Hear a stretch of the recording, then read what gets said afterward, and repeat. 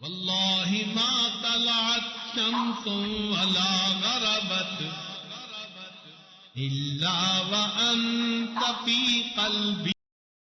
بے خبر تو جوہر آئینہ ایام ہے، تو زمانے میں خدا کا آخری پیغام ہے. اپنے دور خلافت میں تہجد کے بعد ذرا حالات معلوم کرتے کے لیے گلیوں میں چکر لگا رہے تھے. ایک مقام سے دو عورتوں کی آواز آئی. ایک ذرا بڑی عمر کی تھی، ایک چھوٹی لڑکی تھی. اس نے پوچھا بکری نے دودھ دے دیا؟ دے دیا. کتنا دیا؟ کہ ذرا تھوڑا دیا. بھئی مانگنے والے تو پورا مانگیں گے تو اس میں تھوڑا پانی ملا دو. اس نے کہا کہ امیر المومنین نے اعلان نہیں کروایا کہ کوئی دودھ میں پانی نہ ملائے؟ اس نے کہا کون سا امیر المومنین، عمر دیکھتے ہیں یا منادی دیکھ رہا ہے؟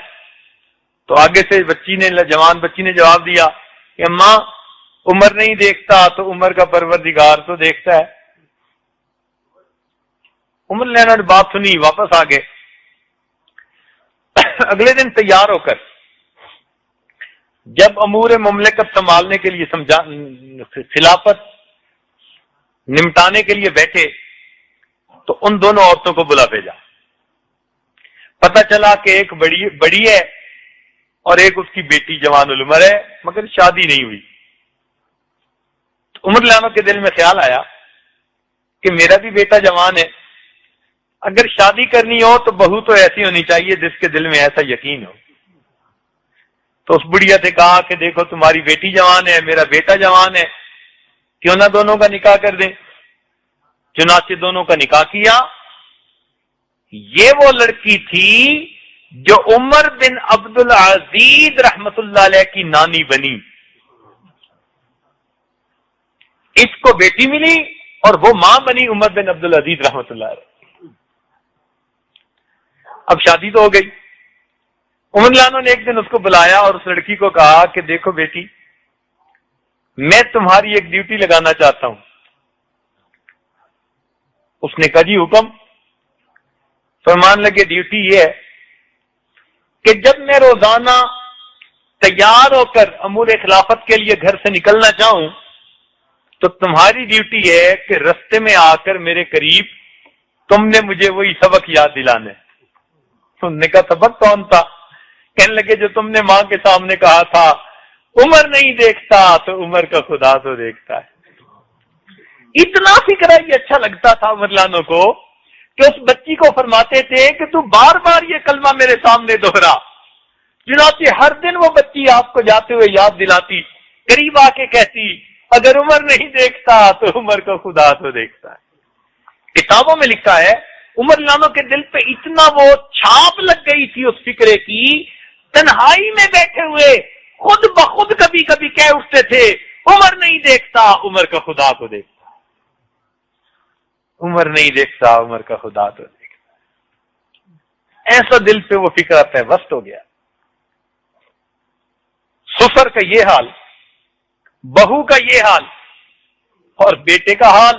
عبداللہ ابن عمر لانو جاتے ہیں راستے میں تو ایک جگہ ایک چرواہا ملا. چرواہے کو کہا کہ بھائی کچھ ہمیں دودھ ہی دے دو. انہوں نے کہا جی میری یہاں نہیں ہے بکریاں، اجازت نہیں ہے. بھائی ہم کچھ بنائیں گے، کھانا پکائیں گے، تمہیں بھی کھلائیں گے. انہوں نے کہا جی میرا تو روزہ ہے. تو بڑے حیران ہوئے کہ جنگل میں دیکھنے والا کوئی نہیں، گرمی کی شدت، اور پھر بکریاں چرانے والا. اللہ توبہ، اتنا بھاگنا پڑتا ہے کہ بندے کا جو ہے وہ حشر ہو جاتا ہے. یہ روزے کے ساتھ تو دل میں خیال ہے اس کو آزماتے ہیں. تو اس کو مشورہ دیا آزمانے کی خاطر، بھئی ایک بکری ہمیں بیچ دو، ہم اس کو پکائیں گے، تم بھی افطاری کر لینا، ہم بھی کھائیں گے. اس نے کہا جی میں مالک تو نہیں ہوں. بھئی تم مالک کو کہہ دینا کہ ایک بکری کو بھیڑیا لے گیا. وہ نوجوان مسکرایا اور کہتے ہیں کہ اچھا اگر میں اس کو کہوں گا بکری کو بھیڑیا لے گیا تو فَأَيْنَ اللَّهُ، پھر اللہ کہاں ہے؟ اللہ بھی تو ہے نا۔ عبداللہ ابن ملانو کے دل پہ ایسا اثر ہوا کہ بعد میں لوگوں کے سامنے یہ واقعہ سنا کر کہا کرتے تھے کہ اس قوم کا حال دیکھو کہ اتنا کامل یقین کہ چرواہا بھی تنہائیوں میں روزے کی شدتیں برداشت کرتا ہے، اور جب کہا جاتا ہے کہ کوئی عمل خلاف شرع کر لو تو آگے کہتا ہے فَأَيْنَ اللَّهُ، پھر اللہ کہاں ہے؟ تو بیٹے کا یقین ایسے بنا، باپ کا یقین ایسے بنا، بیوی کا یقین ایسے بنا۔ اس وقت گھر کے سب لوگ ایسے ہوتے تھے۔ چنانچہ عمر لانو کا یقین ایسا تھا قیامت کے بارے میں کہ جب آپ کی وفات ہونے لگی، آپ نے اپنی وصیت فرمائی کہ مجھے جلدی نہلا دیں اور جلدی دفنا دیں۔ 2-3 دفعہ اس کو دہرایا۔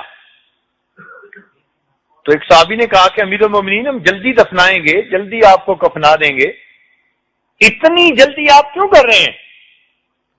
تو جب یہ کہا تو عمر لانو کی آنکھوں میں آنسو آ گئے، فرمان لگے میں جلدی اس لیے کر رہا ہوں کہ اگر تو اللہ تعالیٰ مجھ سے راضی ہوئے تو تم مجھے اللہ سے جلدی ملا دینا، اور اگر اللہ مجھ سے خفا ہوئے تو میرا بوجھ کندھے سے جلدی ہٹا دینا۔ اور عمر کے انجام کو تو اللہ بہتر جانے، عمر کے انجام کو تو اللہ بہتر جانے۔ اشرا مبشرہ میں سے تھے، مراد مصطفیٰ تھے، لو کان بعدی نبی لکان عمر، یہ فضائل تھے، مگر پھر بھی کہتے ہیں عمر کے انجام کو تو اللہ بہتر۔